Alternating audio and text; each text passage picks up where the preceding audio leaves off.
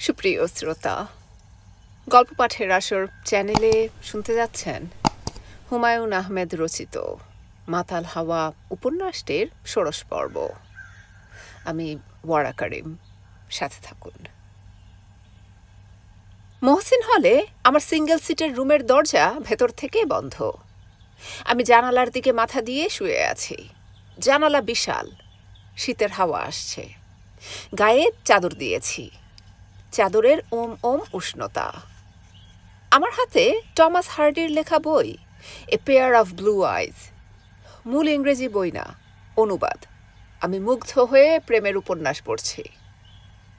হল ছাত্রশূন্য, প্রতিদিনই মিটিং মিছিল চলছে। রাস্তায় নামলেই মিছিলে ঢুকে যেতে হয়। ১.৫-২ মাইল হাঁটা।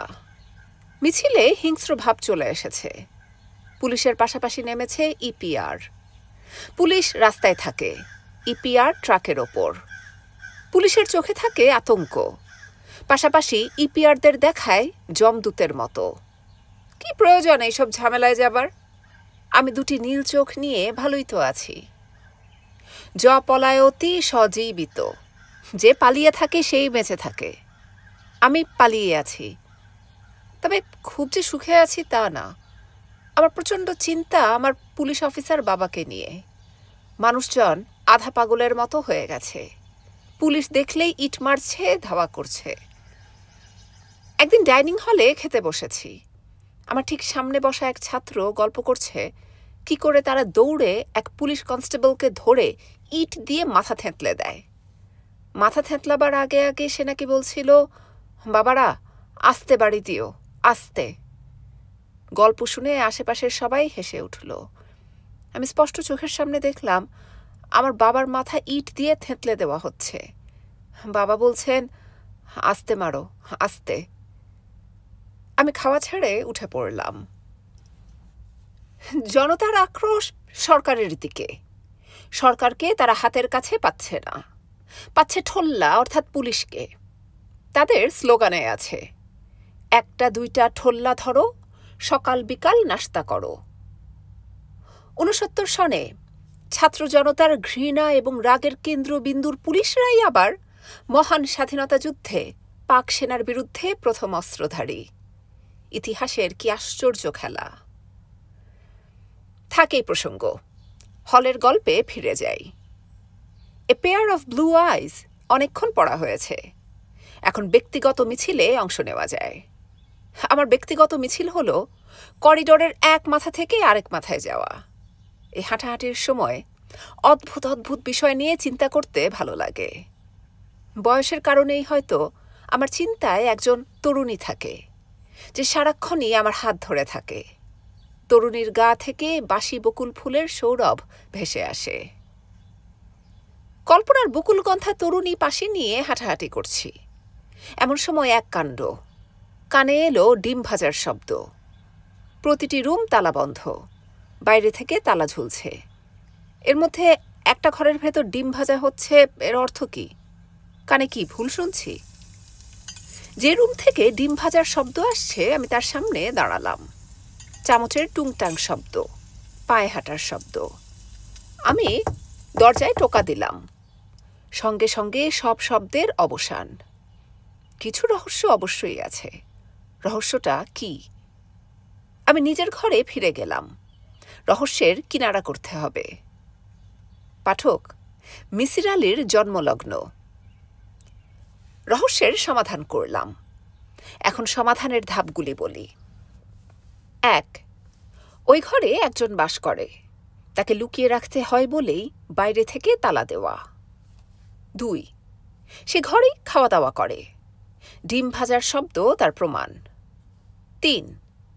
সে বেশ কিছুদিন ধরে ওই ঘরে আছে, ঘন্টা ২-১-এর জন্য বাস করলে ডিম ভেজে খেত না। ৪. চামচের টুংটাং শব্দ থেকে মনে হয় সে একজন মেয়ে। মেয়েদের চামচের শব্দের ভঙ্গি আলাদা, পুরুষ জোরে শব্দ করে। ৫. তাকে কেউ আটকে রাখেনি। আমি দরজায় টোকা দিয়েছি, সে চুপ করে গেছে। বন্দি কেউ হলে নিজেকে ঘোষণা করত। সন্ধ্যাবেলায় আমি গেলাম হাউস টিউটর অধ্যাপক ইমরানের কাছে। আমি তাকে ঘটনা খুলে বললাম। অধ্যাপক ইমরান চোখ কপালে তুলে বললেন, তোমার মাথা খারাপ, তুমি মাথার চিকিৎসা করাও। আমি বললাম, জি আচ্ছা স্যার। জি আচ্ছা না, কাল পরশুর মধ্যে ডাক্তার দেখাবে। জি আচ্ছা স্যার। ইমরান স্যার বললেন, পড়াশোনায় মন দাও, অলস মস্তিষ্ক শয়তানের কারখানা, তোমার মাথায় শয়তান কারখানা বানিয়েছে, যাও আমার সামনে থেকে, বিদায়। আমি বিদায় হলাম। রাত ৮টায় ইমরান স্যার দুজন অ্যাসিস্ট্যান্ট হাউস টিউটর নিয়ে আমার ঘরে উপস্থিত। হুঙ্কার দিয়ে বললেন, কোন ঘরে মেয়ে আটকে রাখা হয়েছে আমাকে দেখাও, যদি কিছু না পাওয়া যায় তোমাকে আমি ইউনিভার্সিটি থেকে তাড়াবো। রুমটা স্ট্যাটিস্টিক্সের ছাত্র আবু সুফিয়ানের। সে তার ঘরে ছিল। ইমরান স্যার দল বল নিয়ে ঘরে ঢুকলেন। আমি রুমের বাইরে দাঁড়িয়ে রইলাম। রুম খালি, রুমে কেউ নেই। আমার কলিজা মোচড় দিয়ে উঠল। কি সর্বনাশ! সুফিয়ান বিস্মিত হয়ে বলল, স্যার কি ব্যাপার? ইমরান স্যার বললেন, কোনো ব্যাপার না, রুটিন চেক। তুমি কি ঘরে ইলেকট্রিক হিটার ব্যবহার করো? ইলেকট্রিক হিটার দেখতে পাচ্ছি। হিটার জব্দ করা হলো, এখন নিব না, সকালে তুমি অফিসে জমা দিবে। জি আচ্ছা স্যার। পড়াশোনা ঠিকমতো হচ্ছে নাকি মিটিং মিছিল নিয়ে আছো? ঠিকমতো পড়ছি স্যার। ইমরান স্যার উঠলেন। রুম থেকে বের হওয়ার সময় কাপড় রাখার কাবার্ড থেকে হঠাৎ কাচের চুড়ির টুংটাং শব্দ পাওয়া গেল। ইমরান স্যার থমকে দাঁড়ালেন। কাবার্ড খুললেন। ১৬-১৭ বছরের এক তরুণী মাথা নিচু করে হামাগুড়ি দিয়ে বসে আছে। তার চোখ ভর্তি পানি। জানা গেল ওই তরুণীকে সুফিয়ান বিয়ে করেছে। বিয়ে আত্মীয় স্বজন কেউ স্বীকার করেনি। মেয়েটির থাকার জায়গা নেই বলে সুফিয়ান তাকে হলে এনে তুলেছে। গত ৬ মাস ধরে সে এখানেই আছে। অমানবিক এক জীবনযাপন করছে। মেয়েটিকে পশুর এক জীবন থেকে আমি উদ্ধার করেছি, এতে সন্দেহ নেই। আবার মেয়েটির স্বামীকে এই কারণেই কঠিন শাস্তি ভোগ করতে হয়েছে, তাতেও সন্দেহ নেই। মেধাবী এই ছাত্রকে গুরুতর অপরাধের কারণে ঢাকা বিশ্ববিদ্যালয় ২ বছরের জন্যে বহিষ্কার করে। সুফিয়ান ২ বছর পর আবার পড়াশোনায় ফিরে আসে। পড়াশোনা শেষ করে। দেশের বাইরে থেকে পিএইচডি ডিগ্রি এনে একটি বিশ্ববিদ্যালয়ে শিক্ষকতা শুরু করে। আমার কাছে ৬৯-এর গণ আন্দোলনের একটি দিক হল বন্দিনী এক তরুণী। হলের রিডিং রুমে দেশের সব কটা খবরের কাগজ আসে। আমি প্রতিটি খবরের নিবিষ্ট পাঠক। আন্দোলনের গতি প্রকৃতি জানার জন্যে কাগজ পড়ি তা কিন্তু না। আমার প্রধান আকর্ষণ চন্দ্র অভিযান বিষয়ে। আমেরিকা চাঁদে মানুষ পাঠাবে বলে ঘোষণা দিয়েছে। প্রেসিডেন্ট কেনেডির স্বপ্ন পূরণের জন্যে আমেরিকা মরিয়া হয়ে উঠেছে। খবরের কাগজে রোজই কোনো না কোনো খবর ছাপা হয়। তৈরি হচ্ছে অ্যাপোলো ১১। চন্দ্রতরীর নাম ইগল। পৃথিবী থেকে চাঁদে যেতে লাগবে ৪ দিন। নভোচারীদের একজনের নাম নীল আর্মস্ট্রং। তার পছন্দের খাবার ইতালির পিৎজা। তার বাচ্চা মেয়ে বাবাকে বলেছে, বাবা, চাঁদকে তুমি আমার হয়ে একটা চুমু দিবে, কেমন? মজার মজার কত খবর, অদ্ভুত লাগে পড়তে। সত্যি সত্যি মানুষ চাঁদে পা দিবে, আমি দেখে যেতে পারবো, আমি এত ভাগ্যবান। চন্দ্র অভিযানের আনন্দময় খবরের পাশাপাশি ভয়ঙ্কর সব খবর পড়লে দম বন্ধ হয়ে আসে। তবে মাঝে মাঝে স্বস্তির নিঃশ্বাস ফেলার মতো ঘটনাও ঘটে। ১ ফেব্রুয়ারি এরকম একটি ঘটনা ঘটল। আইয়ুব খান বেতার ভাষণে বললেন, শীঘ্রই আলাপ আলোচনার জন্যে আমি দায়িত্বশীল রাজনৈতিক দলগুলির প্রতিনিধিবর্গকে আমন্ত্রণ জানাব। আমি স্বস্তির নিঃশ্বাস ফেলে কেমিস্ট্রির বই খাতা খুললাম, ধুলা ঝাড়লাম। সব ঠিক হয়ে যাচ্ছে, এখন কেমিস্ট্রির বই খাতা খোলা যেতে পারে। ১৫ দিনের মাথায় ১৫ই ফেব্রুয়ারি আগরতলা ষড়যন্ত্র মামলার আসামি সার্জেন্ট জহুরুল হক বন্দী অবস্থায় গুলিবিদ্ধ হয়ে মারা গেলেন। সরকারি প্রেস নোটে বলা হলো, বন্দী পালাতে যাচ্ছিল বলে তাকে গুলি করা হয়েছে। ঘটনা এখন ঘটলে বলা হতো ক্রস ফায়ার। পাকিস্তান সরকারের মাথায় ক্রস ফায়ারের বুদ্ধি আসেনি। আবারও কেমিস্ট্রির বই খাতা বন্ধ। জমুক ধুলো কেমিস্ট্রির বই খাতায়। 16 ফেব্রুয়ারি খবর বের হলো, পিন্ডিতে আইয়ুব খান গোল টেবিল বৈঠক ডেকেছেন। আগরতলা ষড়যন্ত্র মামলার অন্যতম আসামি শেখ মুজিবুর রহমান প্যারোলে মুক্তি নিয়ে সেই আলোচনায় বসতে রাজি হয়েছেন। আবার আমার স্বস্তির নিঃশ্বাস। যাক, সব ঠিক হয়ে যাচ্ছে। এখন ভাসানী কোনো ঝামেলা না করলেই হলো। এই মানুষটা বাড়া ভাত নষ্ট করতে পারদর্শী।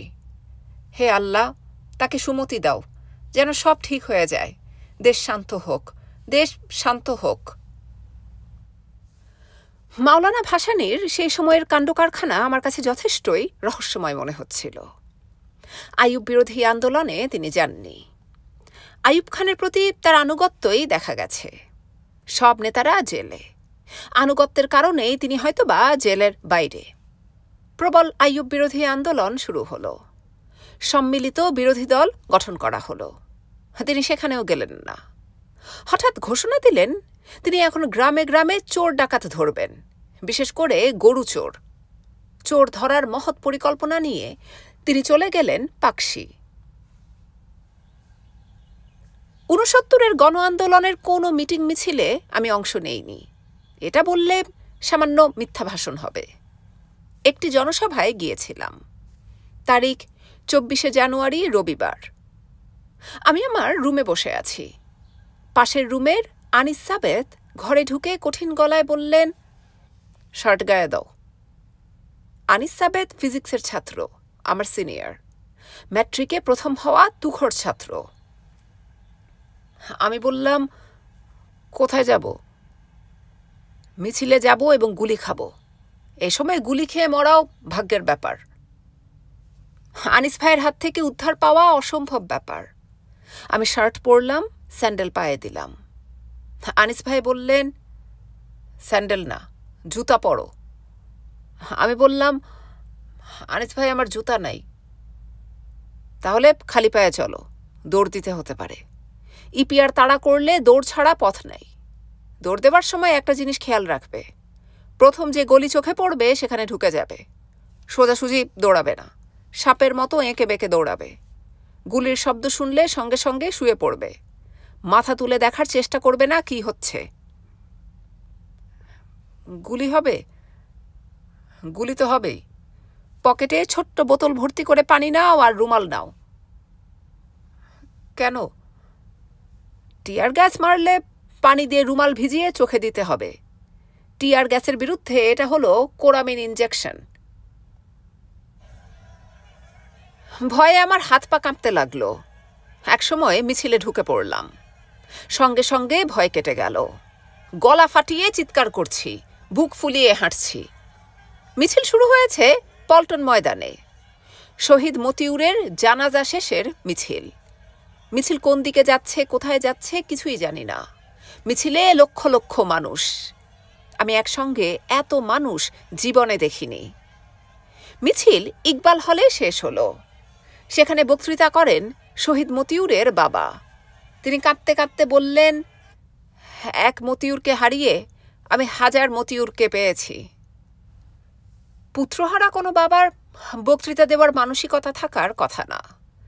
তিনি দিতে পেরেছেন কারণ তিনি সত্যি সত্যি তার সামনে লক্ষ মতিউরকে দেখেছিলেন। মিটিংয়ের পর চারদিকে নানান গণ্ডগোল হতে লাগলো। পুলিশের গুলি, কাঁদানে গ্যাস। শুধু যে ঢাকায় গণ্ডগোল হচ্ছে তা না, সারা পূর্ব পাকিস্তানেই। গুজব রটল সেনাবাহিনী তলব করা হচ্ছে, সন্ধ্যা থেকে কারফিউ দেয়া হবে। আনিস ভাই বললেন, হলে ফিরে যাবে? আমি বললাম, না। আমরা এক মিছিল থেকে আরেক মিছিলে ঘুরতে লাগলাম। মেয়েদের একটা মিছিল বের হয়েছিল। নেতৃত্বে ছিল ইডেন কলেজের মেয়েরা। তাদের ভাবভঙ্গি অত্যন্ত উগ্র। মেয়েদের মিছিল 2 ট্রাক ইপিআরের সামনে পড়ল। মেয়েদের একজন এগিয়ে গেল, কঠিন গলায় বলল, গুলি করতে চান? করুন গুলি, যদি সাহস থাকে গুলি করুন। তরুণীর দৃপ্ত ভঙ্গি, কণ্ঠের বলিষ্ঠতা এখনো চোখে ভাসে। সন্ধ্যার পর ঢাকা শহরে সত্যি সত্যি সেনাবাহিনী নামল। গভর্নর মোনায়েম খান বেতার এবং টেলিভিশনে ঘোষণা করলেন, বেসামরিক কর্তৃপক্ষকে সাহায্য করার জন্যে সেনাবাহিনী তলব করা হয়েছে। শহরের নিয়ন্ত্রণ সেনাবাহিনীর হাতে ছেড়ে দেওয়া হয়েছে। ঢাকা শহরে কারফিউ জারি করা হয়েছে।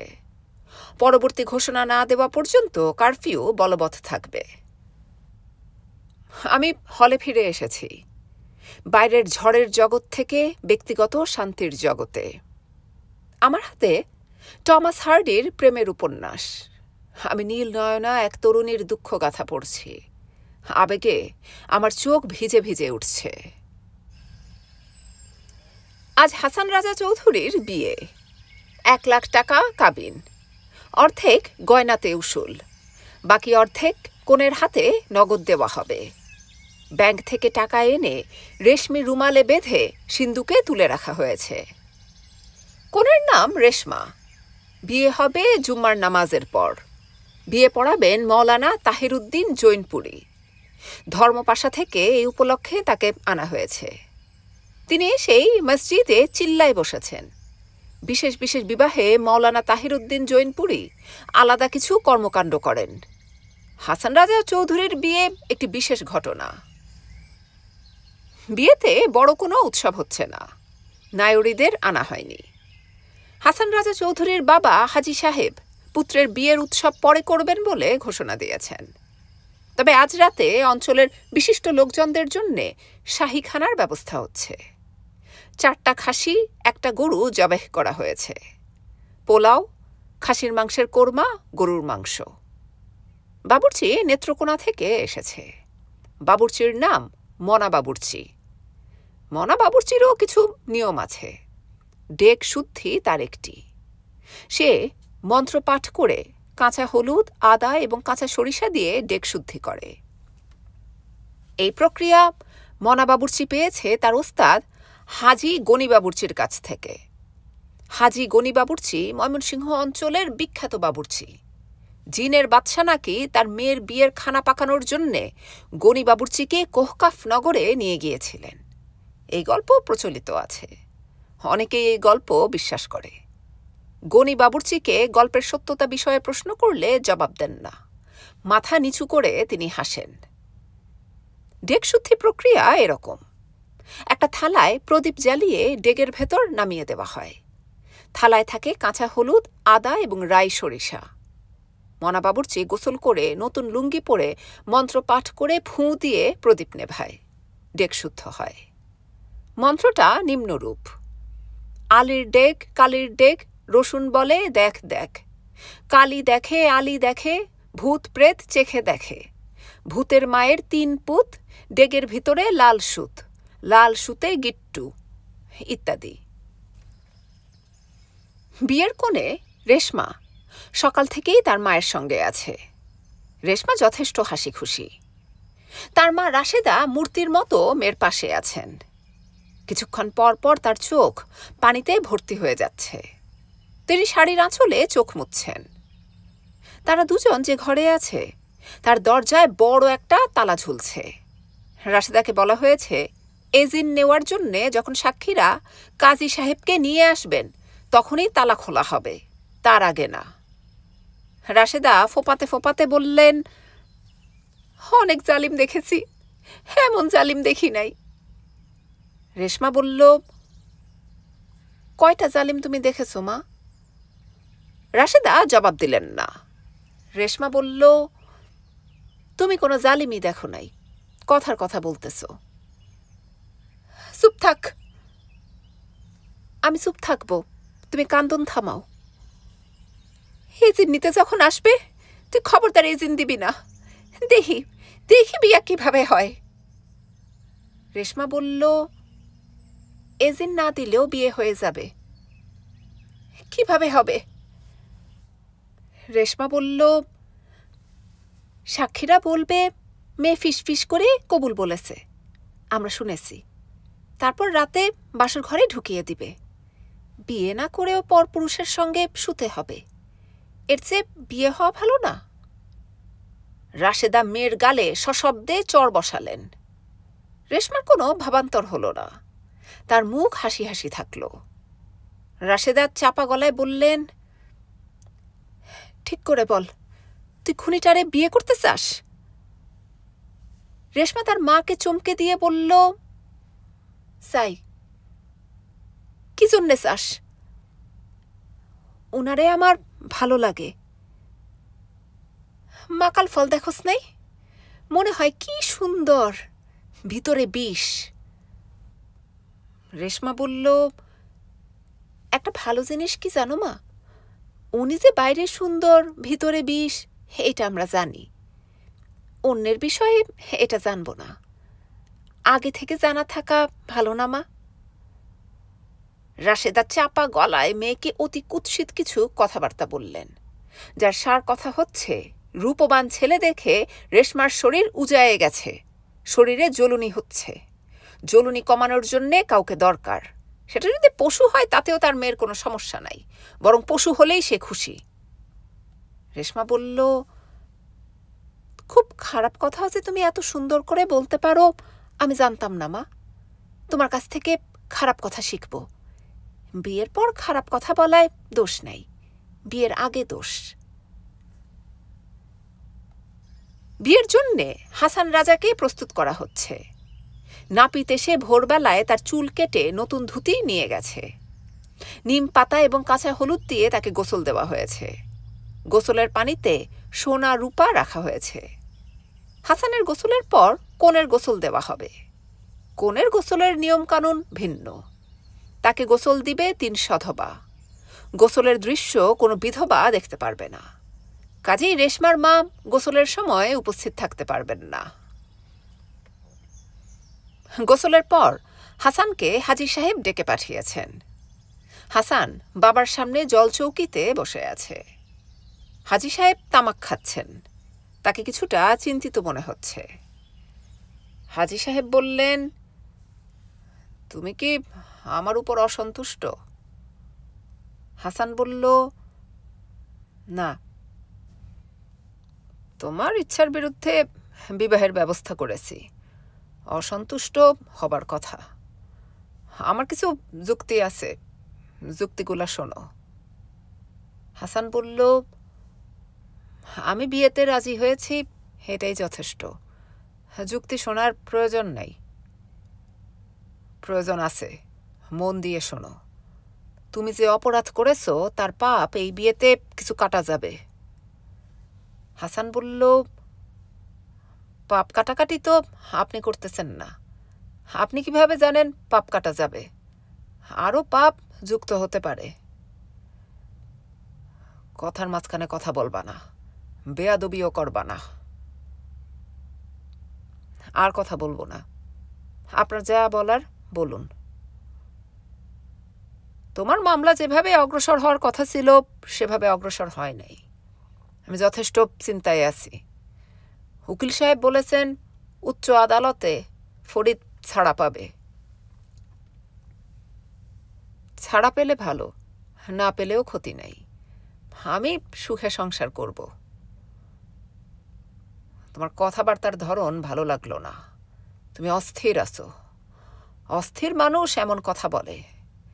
বিবাহের পর তোমার অস্থিরতা কমবে ইনশাল্লাহ। আপনার কথা শেষ হয়েছে নাকি আরও কিছু বলবেন? আরও কথা বলার ইচ্ছা ছিল। তোমার যে অবস্থা, আমার কথা মন দিয়া শুনবা না। আপনার কথা বলার কথা আপনি কথা বলেন। আমার মতো আপনি নিজেও অস্থির। কথা বললে আপনার অস্থিরতাও কমবে। স্ত্রী স্বামীর জন্যে সৌভাগ্য নিয়ে আসে। আমার দৃঢ় বিশ্বাস তোমার স্ত্রী তোমার জন্যে সৌভাগ্য নিয়ে আসবে। তোমার সৌভাগ্যের প্রয়োজন আছে। হাসান রাজা হাসল। আমাকে কদমবুসি করে দোয়া নাও। তোমার মায়ের কবর জিয়ারত করো। পিতা মাতার দোয়া নাও। বিবাহ হয়ে যাক, তারপর একসঙ্গে খানা খাবো। কনের গোসল দেওয়া হচ্ছে। 3 জন সধবা গোসল দিচ্ছেন। একটু দূরে বিয়ের গান হচ্ছে। পিড়িতে বসিছে কন্যা গোসল করিবায়, কন্যার নানি দূরে বৈশা এইদিক ওইদিক চায়। জলে ভেজা কন্যার চোখে 3 সাগরের পানি, চোখ মুসো সিনান কন্যা এখন নাও দৌড়ানি। রাশেদা তার ঘরে তালাবন্ধ অবস্থায় আছেন। কেঁদে তিনি চোখ ফুলিয়ে ফেলেছেন। তার ইচ্ছা করছে ছাদ থেকে লাফ দিয়ে নিচে পড়তে। দরজায় তালা লাগানো বলে তা সম্ভব হচ্ছে না।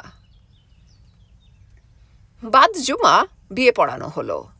তার পরপরই নৌকা নিয়ে প্রণব উপস্থিত হলেন। হাজী সাহেবের হাতে হাবিব খানের চিঠি দিলেন। হাজী সাহেব চিঠি পড়লেন। প্রণবকে বললেন, পরিশ্রান্ত হয়ে এসেছেন, স্নান করেন, আসেন একসঙ্গে খানা খাই। চিঠিতে কি লেখা আপনি কি জানেন? প্রণব বললেন, জানি না, চিঠিটা জরুরি এটা শুধু জানি। উকিল সাহেব তার কন্যার সঙ্গে আমার ছেলের বিয়ের প্রস্তাব দিয়েছেন। শুকুর আলহামদুলিল্লাহ, আমার জন্য অত্যন্ত আনন্দের সংবাদ। একটু ঝামেলা আছে, কিন্তু সেটা বড় কিছু না, সামান্য ঝামেলা। কি ঝামেলা? কিছুক্ষণ আগে আমার ছেলের বিয়ে পড়ানো হয়েছে। প্রণব অবাক হয়ে বললেন, এটা কোনো বড় ঝামেলা না, সামান্য ঝামেলা, আপনি বলেন কি? হাজী সাহেব বললেন, বিয়ে হয়েছে, কিন্তু ছেলের সঙ্গে মেয়ের সাক্ষাৎ হয় নাই, দুজন আলাদা আছে। এই অবস্থায় তালাক হয়ে যাবে। কি সর্বনাশ! চমকায়ে উঠলেন কেন? চমকায়ে উঠার মতো কিছু বলি নাই, বাস্তব কথা বলেছি। আমি বাস্তব লোক। প্রণব ইতস্তত করে বললেন, তালাক হওয়া পাত্রের সঙ্গে স্যার মেয়ে বিবাহ দিবেন এটা মনে হয় না। এটাও একটা বাস্তব কথা, আমার স্যারও বাস্তব লোক। হাজী সাহেব বললেন, অবশ্যই বাস্তব কথা। হাবিব খান সাহেব সব ঘটনা জানার পর যদি মেয়েকে আমার ছেলের সঙ্গে বিয়ে দেন, আমি বলবো শুকুর আলহামদুলিল্লাহ। আর যদি না দেন, তাহলেও বলবো শুকুর আলহামদুলিল্লাহ। সব কিছুতে শুকুর আলহামদুলিল্লাহ বললে তো ঝামেলাই শেষ। হাজী সাহেব বললেন, আমি ঝামেলা শেষ করতে পছন্দ করি। ঝামেলা হলো মরা লাশ। মরা লাশ কবর দিতে হয়, পুষতে হয় না।